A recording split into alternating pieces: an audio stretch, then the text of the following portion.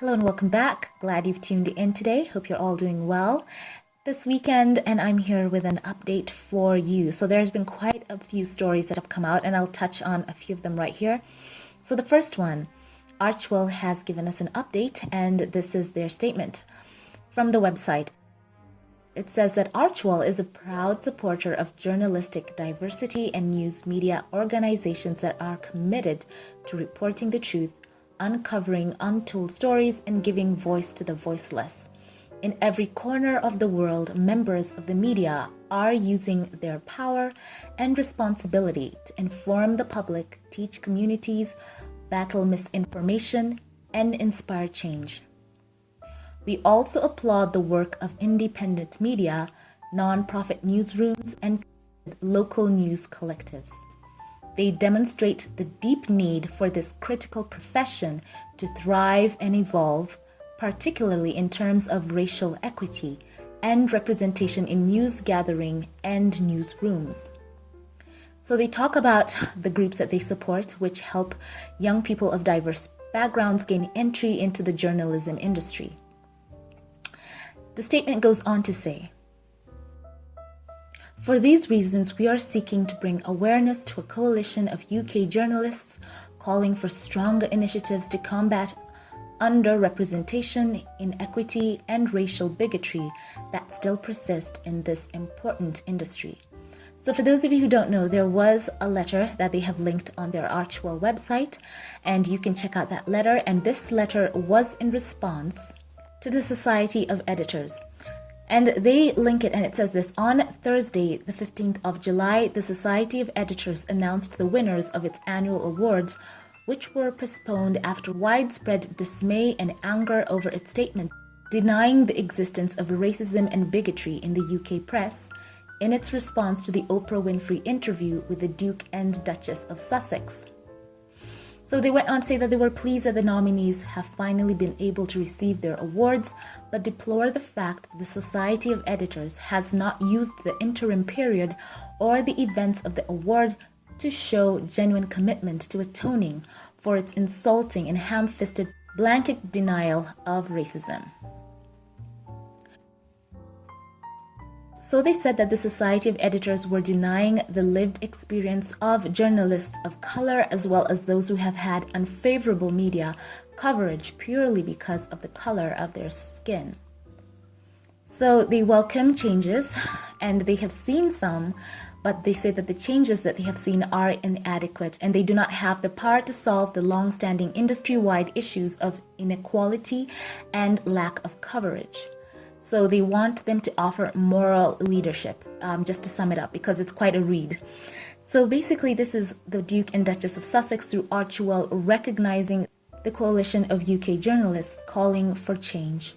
So this is the first update, and of course they want to see media which is responsible, as they've said in their website, that they will inform the public and teach communities and battle misinformation and inspire change.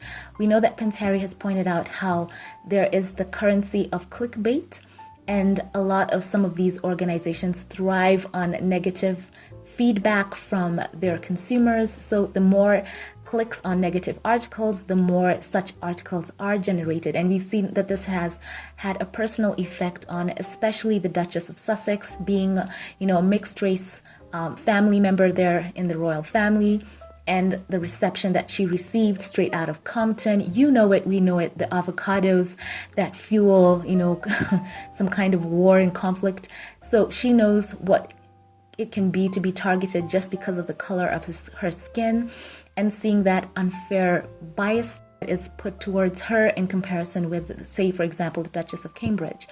And one more thing, they've stressed that they will not participate in the currency of clickbait. We saw this week that I think it was the Daily Mail who had an exclusive that Prince Harry's book was going to be a 4-parter, and it's timed with something to do with his grandmother, and there was such a strong statement to rebut that. But of course it had already hit the presses, and a lot of furor over that, and we saw that in the end it was all a lie. The lawyers of the Duke and Duchess of Sussex got involved in that, and you saw a strong statement from the spokesperson for the Duke and Duchess denying that report. So there is a call for introspection in the journalism industry. What are they doing with the power that they have? And is there such a thing as accountability within them? Because we saw that just this week, there is Prince Harry saying that there is no project coordinated for him to have a multi-title deal for his book or whatever. It's so sad. It really is sad. And we are not saying, a blanket statement on the people of UK. This is something that I think is speaking more to, speaking to the inequity in coverage, speaking to, undertones that people know. You know what it is. We know what it is when we see something that just doesn't sound right and it's being published and being pushed over and over again. And I think that it speaks to the society not only to call the press accountable, but not to click. And we all have to do our best not to click on those articles. We have to do our best. That's how you cut them off. If you don't click, they don't get revenue, and they follow that pattern. If you don't click, they don't get revenue. Then they see, oh, that kind of story doesn't work, and they try and adjust. So great to see this.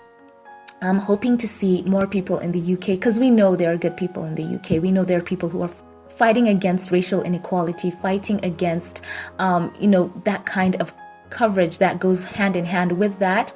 And guys, we all know that sometimes people can be tribal. We know that can happen. But when you see it so blatant and so targeted, it does take a lot to see people just stand up and say enough is enough, right? So yeah, let me know your thoughts about this in the comment section. Let's rise above it. Let's just speak our thoughts in the comment section, because I'd like to know your thoughts down below. So before we log off, special thank you right now to all who support this channel financially. Thank you to my membership, Patreon, and PayPal supporters for this channel. You warm my heart. Thank you so much for walking with me on this journey, on this channel. Know I love you and I do pray for you. I really, really do.